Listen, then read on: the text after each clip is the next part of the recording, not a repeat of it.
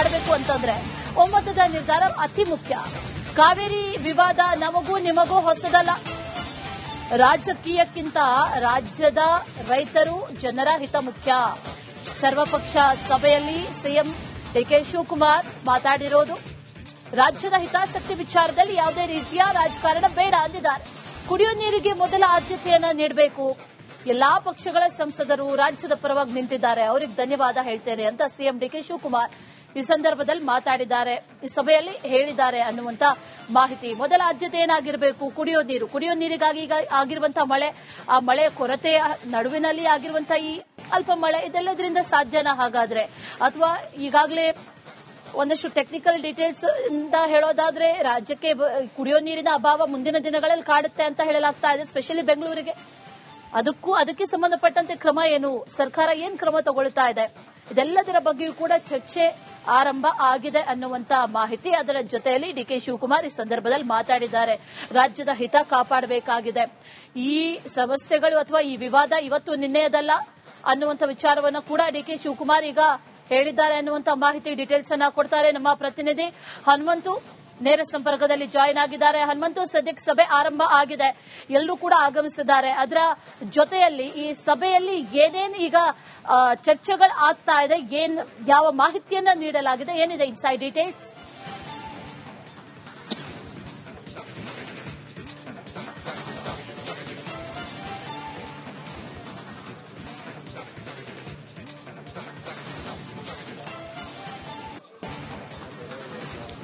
ಅಶ್ವಿನಿ, ಕರ್ನಾಟಕ ಮತ್ತು ತಮಿಳುನಾಡಿನ ನಡುವೆ ಕಾವೇರಿ ನದಿ ನೀರಿನ ಹಂಚಿಕೆ ವಿಚಾರದಲ್ಲಿ ವಿವಾದ ಇದೇನು ಹೊಸದಲ್ಲ. ಮೊದಲಿಂದನೂ ಕೂಡ ಆಗಾಗ ಇದು ಚರ್ಚೆಯ ಮುನ್ನೆಲೆಗೆ ಬರುತ್ತೆ. ಮತ್ತೆ ಯಾವಾಗ ಮಳೆ ಜೋರಾಗುತ್ತೆ ಆ ಒಂದು ಸಂದರ್ಭದಲ್ಲಿ ಚರ್ಚೆ ಇರೋದಿಲ್ಲ. ಆದ್ರೆ ಮಳೆ ಕೊರತೆ ಆದಂತ ಸಂದರ್ಭದಲ್ಲಿ, ರಾಜ್ಯದಲ್ಲಿ ಬರಗಾಲದ ಛಾಯೆಯ ಸುಳಿವು ಸಿಕ್ಕಂತ ಸಂದರ್ಭದಲ್ಲಿ ಇದು ಸಹಜವಾಗಿಯೇ ವಿವಾದದ ಸ್ವರೂಪ ದೊಡ್ಡ ಮಟ್ಟದಲ್ಲಿ ಆಗತ್ತೆ.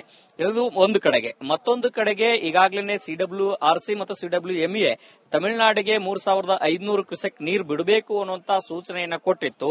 ಆಗ ಆ ಒಂದು ಸಂದರ್ಭದಲ್ಲಿ ರಾಜ್ಯದ ಜಲಾಶಯಗಳಲ್ಲಿ ನೀರಿನ ಕೊರತೆ ಅಂದ್ರೆ 40% ಮಾತ್ರ ನೀರಿತ್ತು ಅನ್ನುವಂತ ಚರ್ಚೆಗಳಿತ್ತು. ಹಾಗಾಗಿ ನೀರು ಬಿಡುವಂತ ವಿಚಾರದಲ್ಲಿ ಒಂದಷ್ಟು ಸರ್ಕಾರವು ಕೂಡ ಯಾವುದೇ ಕಾರಣಕ್ಕೂ ಬಿಡಲ್ಲ ಅನ್ನುವಂತ ನಿಲುವನ್ನು ಕೂಡ ಸರ್ಕಾರ ತೆಗೆದುಕೊಂಡಿತ್ತು. ಆದ್ರೆ ಮುಂಬರುವಂತ ದಿನಗಳಲ್ಲಿ ಇದು ರಾಜಕೀಯ ಸ್ವರೂಪ. ಒಂದು ಕಡೆಗೆ ರೈತರ ವಿಚಾರ ಆಗಿರಬಹುದು, ಮೈಸೂರು ಮತ್ತೆ ಕಾವೇರಿ ಜಲಾನಯ ಪ್ರದೇಶದಲ್ಲಿರುವಂತಹ ರೈತರು ಮತ್ತು ಕನ್ನಡ ಪರ ಹೋರಾಟಗಾರರ ಹೋರಾಟವೂ ಕೂಡ ಜೋರಾಯಿತು. ಅದರ ಜೊತೆಗೆ ಕಾನೂನಾತ್ಮಕ ಹೋರಾಟಗಳು ನಡೆಸಬೇಕಾದಂತಹ ಅನಿವಾರ್ಯತೆ ಇರುವಂತಹ ಹಿನ್ನೆಲೆಯಲ್ಲಿ ಇವತ್ತು ಸರ್ವಪಕ್ಷ ಸಭೆಯನ್ನ ಕರೆದಿರುವಂತದ್ದು. ಈ ಸರ್ವಪಕ್ಷ ಸಭೆಯಲ್ಲಿ ಈಗಾಗಲೇ ಇವತ್ತು ಒಂದಷ್ಟು ಪ್ರಸ್ತುತವಾಗಿ ಒಳಹರಿವು ಎಷ್ಟರ ಮಟ್ಟಿಗೆ ಇದೆ, ಕಬಿನಿ ಜಲಾಶಯ ಈಗಾಗಲೇ ಭರ್ತಿಯಾಗಿದೆ, ಬೇರೆ ಬೇರೆ ಜಲಾಶಯಗಳಲ್ಲಿ ಒಳಹರಿವು ಎಷ್ಟಿದೆ, ನೀರಿನ ಸ್ಟೋರೇಜ್ ಎಷ್ಟಿದೆ, ಇದು ಕುಡಿಯುವ ನೀರಿಗೆ ಸಮಸ್ಯೆ ಆಗದಿರೋ ರೀತಿಯಲ್ಲಿ ಯಾವ ರೀತಿ ತಡಿಬಹುದು ಅನ್ನುವಂಥವೆಲ್ಲ ವಿಚಾರಗಳು ಇವತ್ತಿನ ಸಭೆಯಲ್ಲಿ ಚರ್ಚೆಗೆ ಬರುವಂತಹ ಸಾಧ್ಯತೆಗಳಿವೆ. ಪ್ರಮುಖವಾಗಿ ಕಳೆದ ಕೇರಳದ ಭಾಗದಲ್ಲೆಲ್ಲ ಕೂಡ ಮಳೆ ಆಗ್ತಿರುವಂತಹ ಕಾರಣಕ್ಕಾಗಿ ಸದ್ಯಕ್ಕೆ ಜಲಾಶಯಗಳು ಕಬಿನಿ ಜಲಾಶಯ ಕೂಡ ಭರ್ತಿಯಾಗಿರೋದ್ರಿಂದ ಸಮಾಧಾನಕರ ತಂದ್ರೂ ಕೂಡ ಮುಂಬರುವಂತಹ ದಿನಗಳಲ್ಲಿ ಯಾವ ರೀತಿಯ ಮಳೆ ಹೆಚ್ಚಾಗುತ್ತೋ ಅಥವಾ ಕಡಿಮೆ ಆಗುತ್ತೋ ಅನ್ನುವಂತ ಒಂದಷ್ಟು ಹವಾಮಾನ ಇಲಾಖೆಯ ವರದಿಯನ್ನು ಕೂಡ ಪ್ರಸ್ತಾಪ ಮಾಡುವಂತ ಸಾಧ್ಯತೆಗಳು ಹೆಚ್ಚಾಗಿರುವಂತದ್ದು. ಇಲ್ಲಿ ಸದ್ಯಕ್ಕೆ ತಮಿಳುನಾಡಿಗೆ 3500 ಕ್ಯೂಸೆಕ್ ನೀರು ಬಿಡಬೇಕು ಅನ್ನುವಂತ ಏನು ಆದೇಶ ಏನಿತ್ತು ಅದನ್ನೂ ಮೀರಿ ಈಗ ತಮಿಳುನಾಡಿಗೆ ನೀರು ಹರಿಸುವಂತ ಕೆಲಸವನ್ನು ಕೂಡ ಈಗಾಗಲೇ ಸರ್ಕಾರದಿಂದನೂ ಕೂಡ ಮಾಡ್ತಾ ಇರುವಂತದ್ದು. ಕಾರಣ ಅಂತ ನಿನ್ನೆ ಮತ್ತು ಇವತ್ತು ಇನ್ಫ್ಲೋ ಜಾಸ್ತಿ ಆಗಿರುವಂತಹ ಹಿನ್ನೆಲೆಯಲ್ಲಿ 25,000 ಕ್ಯೂಸೆಕ್ ನೀರು ಈಗಾಗಲೇ ಬಿಡುಗಡೆ ಮಾಡಲಾಗಿದೆ, ಕಬಿನಿ ಜಲಾಶಯದಿಂದ ಬಿಡುಗಡೆ ಮಾಡಲಾಗಿದೆ ಅನ್ನುವಂತ ಮಾಹಿತಿಗಳಿಗೆ ಲಭ್ಯ ಆಗ್ತಾ ಇರುವಂತದ್ದು. ಇಲ್ಲಿ ಪ್ರಮುಖವಾಗಿ ಸದ್ಯಕ್ಕೆ ಯಾವುದೇ ರೀತಿಯ ಸಮಸ್ಯೆಗಳು ಕಾಣದೇ ಹೋದ್ರೂ ಕೂಡ ಮುಂಬರುವಂತಹ ದಿನಗಳಲ್ಲಿ ಸಮಸ್ಯೆಗಳು ಎದುರಾಗದ ರೀತಿಯಲ್ಲಿ ಯಾವ ರೀತಿ ಎಚ್ಚರಿಕೆ ಕ್ರಮಗಳನ್ನು ತೆಗೆದುಕೊಳ್ಳಬಹುದು ಅನ್ನುವಂತ ಒಂದಷ್ಟು ವಿಚಾರಗಳು ಸಭೆಯಲ್ಲಿ ಪ್ರಸ್ತಾಪ ಆಗುವಂತಹ ಸಾಧ್ಯತೆಗಳಿದಾವೆ. ಮತ್ತೊಂದು ಪ್ರಮುಖವಾಗಿ ಮೇಕೆದಾಟು ಯೋಜನೆಗೆ ಈಗಾಗಲೇ ಕೇಂದ್ರ ಸರ್ಕಾರ ಆ ಅಣೆಕಟ್ಟನ್ನು ಕಟ್ಟಲಿಕ್ಕೆ ಯಾವುದೇ ರೀತಿಯ ಪಕ್ಕದ ರಾಜ್ಯಗಳ ಅನುಮತಿ ಪಡಿಬೇಕಾಗಿಲ್ಲ ಅನ್ನುವಂತ ವಿಚಾರ ಏನಿತ್ತು ಅದು ಕರ್ನಾಟಕಕ್ಕೆ ಮುನ್ನಡೆ ತಂದ್ರೂ ಕೂಡ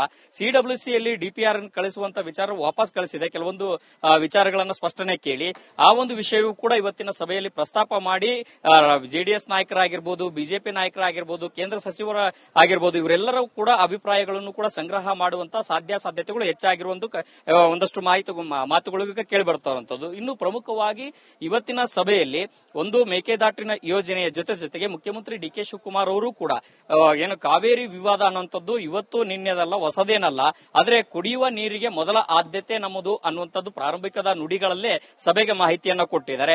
ಅದರ ಜೊತೆಗೆ ಕೇಂದ್ರ ಸಚಿವರು ಕೂಡ CWRC CWMA ಸಭೆಗೂ ಮುನ್ನನೇ ಕೇಂದ್ರ ಸಚಿವರನ್ನ ಭೇಟಿ ಮಾಡಿರೋದು, ಪ್ರಹ್ಲಾದ್ ಜೋಶಿ ಅವರನ್ನಾಗಿರ್ಬೋದು, HD ಕುಮಾರಸ್ವಾಮಿ ಅವರನ್ನಾಗಿರ್ಬೋದು, ರಾಜ್ಯದ ಸಂಸದರನ್ನಾಗಿರ್ಬೋದು, ಎಲ್ಲರೂ ಕೂಡ ಪಕ್ಷಭೇದವನ್ನ ಮರೆತು ಈ ವಿಚಾರದಲ್ಲಿ ಸರ್ಕಾರದ ಪರವಾಗಿ ಒಂದಷ್ಟು ಸಹ ಬೆಂಬಲಕ್ಕೆ ನಿಂತಿದ್ದಾರೆ. ಹಾಗಾಗಿ ಧನ್ಯವಾದಗಳನ್ನು ಕೂಡ ತಿಳಿಸುವಂತ ಕೆಲಸವನ್ನ ಮುಖ್ಯಮಂತ್ರಿ DK ಶಿವಕುಮಾರ್ ಅವರು ಇವತ್ತಿನ ಸಭೆಯಲ್ಲಿ ಮಾಡಿದ್ದಾರೆ.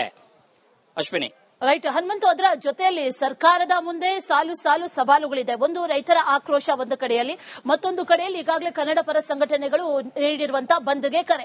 ಇದೆಲ್ಲವನ್ನೂ ಕೂಡ ಎದುರಿಸುವಂತ ನಿಟ್ಟಿನಲ್ಲಿ ಸರ್ಕಾರ ಸಿದ್ಧತೆಗಳನ್ನ ಮಾಡಿಕೊಳ್ಳಬೇಕಾಗಿದೆ. ಅದರ ಜೊತೆಯಲ್ಲಿ ಈಗ ನಡೀತಾ ಇರುವಂತಹ ಈ ಸಭೆ ಇದೆಯಲ್ಲ, ಇದು DK ಶಿವಕುಮಾರ್ ಅಥವಾ ರಾಜ್ಯದ ಎಚ್ಚರಿಕೆಯ ಹೆಜ್ಜೆಯೋ ಅಥವಾ ಎಲ್ಲೊಂದ್ ಕಡೆ ಮುಂದಿನ ದಿನಗಳಲ್ಲಿ ನಡೆಯುವಂತಹ ಈ ಹೋರಾಟಗಳು ಎಲ್ಲದಕ್ಕೂ ಕೂಡ ವಿಪಕ್ಷಗಳನ್ನು ಕೂಡ ಒಟ್ಟಿಗೆ ತಗೊಂಡಿರೋದ್ರಿಂದ ಇದು ಒಂದು ರೀತಿಯಲ್ಲಿ ಜಾಣ್ಮೆ ನಡೆಯೋ ಅನ್ನುವ ಪ್ರಶ್ನೆ ರಾಜಕೀಯವಾಗಿ ಇದ್ರ ಬಗ್ಗೆ ಏನ್ ಚರ್ಚೆ ಆಗ್ತಾ ಇದೆ ಈ ಸಭೆಗೆ ಸಂಬಂಧಪಟ್ಟಂತೆ?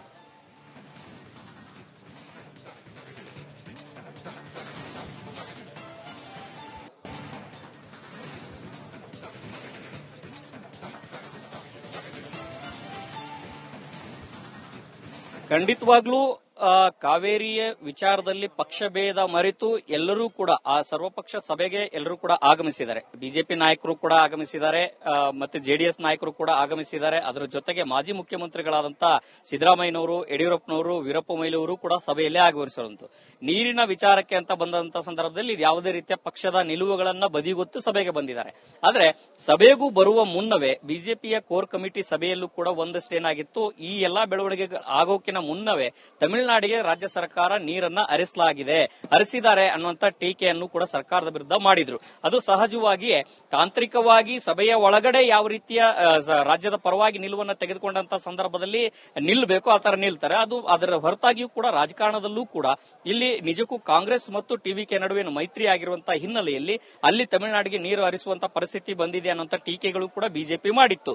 ರಾಜಕೀಯ ಟೀಕೆಗಳನ್ನು ಹೊರತುಪಡಿಸಿಯೂ ಕೂಡ ಇವತ್ತಿನ ಸಭೆಯಲ್ಲಿ ಮೇಕೆದಾಟಿನ ವಿಚಾರದಲ್ಲಿ ಯಾವ ನಾಯಕರು ಯಾವ ಅಭಿಪ್ರಾಯವನ್ನ ಕೊಡ್ತಾರೆ ಅನ್ನೋದು ಕೂಡ ಕಾದ್ ನೋಡಬೇಕಾಗಿದೆ. ಮತ್ತೊಂದು ಕಡೆಗೆ ಇವತ್ತಿನ ಸಭೆಯ ನಂತರದಲ್ಲಿ ಒಂದು ಸಮಾಧಾನಕರ ವಿಚಾರ ಏನಂತ ಹೇಳಿದ್ರೆ, ಮಳೆ ಬರ್ತಾ ಇರುವಂತಹ ಹಿನ್ನೆಲೆಯಲ್ಲಿ, ಮಳೆ ಆಗ್ತಾ ಇರುವಂತಹ ಹಿನ್ನೆಲೆಯಲ್ಲಿ, ಇನ್ಫ್ಲೋ ಜಾಸ್ತಿ ಆಗಿರುವಂತಹ ಹಿನ್ನೆಲೆಯಲ್ಲಿ ಕುಡಿಯುವ ನೀರಿಗೆ ಸಮಸ್ಯೆ